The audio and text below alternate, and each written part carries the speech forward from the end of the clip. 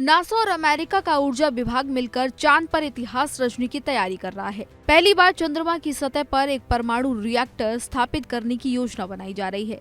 ये योजना नासा के महत्वाकांक्षी आर्टेमिस मिशन का हिस्सा है, जिसका लक्ष्य इंसानों को लंबे समय तक चांद पर बनाए रखना है।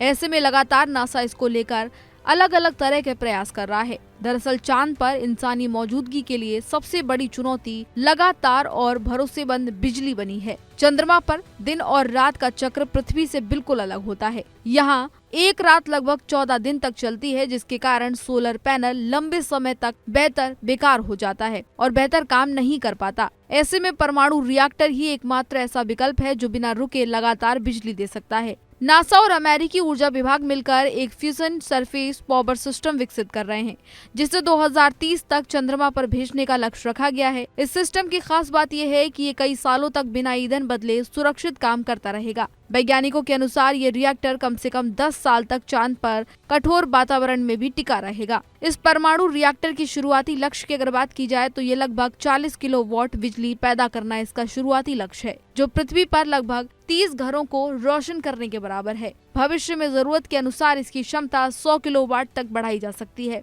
ये बिजली चांद पर रहने वाले अंतरिक्ष यात्रियों के लिए जीवन रक्षक होगी। इससे ऑक्सीजन सिस्टम, पानी शुद्धिकरण, संचार और इसके साथ ही रिसर्च लैब भी चल सकेंगी। चांद पर मौजूद कई ऐसे गहरे गड्ढे भी हैं जहां तक कभी भी सूरज की रोशनी नहीं पहुंचती। इन इलाकों में बर्फ मौजूद है, जो भविष्य में पानी और ईंधन का बड़ा स्रोत बन सकती है। परमाणु रिएक्टर इन अंधेरे इलाकों में भी लगातार बिजली देकर रिसर्च को संभव बनाएगा। इस मिशन का सबसे बड़ा फायदा ये है कि चांद पर सफल होने के बाद यही तकनीक मंगल मिशन के लिए रास्ता खोलेगी। परमाणु ऊर्जा की मदद से मंगल तक पहुंचने का समय कम होगा।